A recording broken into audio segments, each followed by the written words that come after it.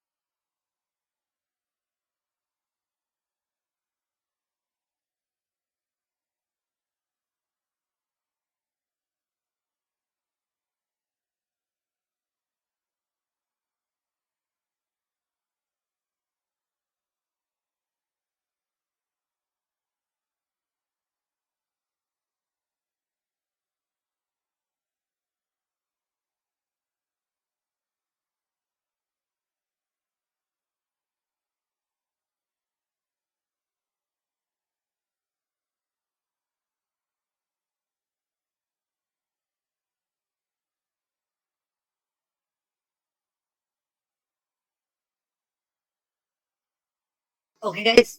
So now I think it's all fine, and we can kind of continue with our discussion. So let's start now. And so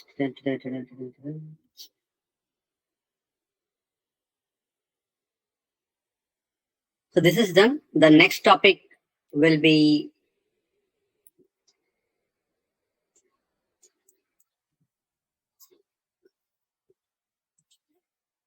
like beyond static file. So, okay. So now we know that okay, when we visit a web page, let's say google.com or facebook.com, it's not just like, let's take example of facebook.com. It's not that we just kind of build the Facebook and there is a static page that is served to us. It's not nothing like that. So no static page. So thing is that there are timeline, for an example, which get automatically, like it gets updated. Like then there are messaging components which also get kind of automatically updated. Okay. So there are a lot of things that is happening in the Facebook website. It's not a static web page that okay, we visited facebook.com and it says welcome to Facebook and it's all that. No. There are a lot of things that is happening, like photos automatically get updated and a lot of other news coming in. So there are a lot of things happening in the facebook.com. It's not a static web page. And how the thing is like it's done.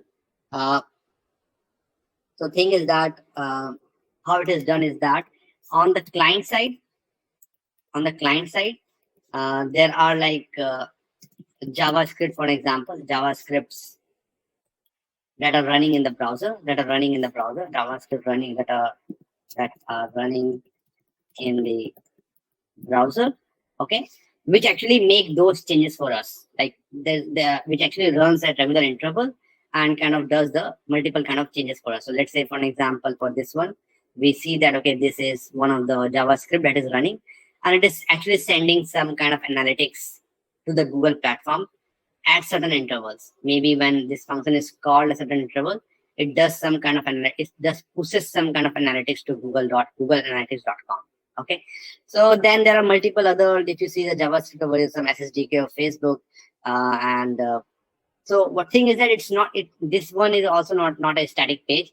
There's a lot of things happening, and maybe a few things are happening in the background which we are not noticing about. But if this page was of Facebook, definitely we would see that okay, the photos and things are kind of changing, the news feeds are kind of changing at regular interval, and it's not a static page. So here it's a little bit a static page, but then also like there are a lot of things happening in background where this kinds of data are being sent out to the Google server, let's say the Facebook servers in the background. Okay, so this is how the static page, how the like things look like when you say like when we're not dealing with a static page. There are a lot of scripts that are kind of executing at the client side, like JavaScript at the browser end. And then what happened is that this JavaScript actually raises some kind of like what you say, some kind of request to the server, and then there are server side scripts which actually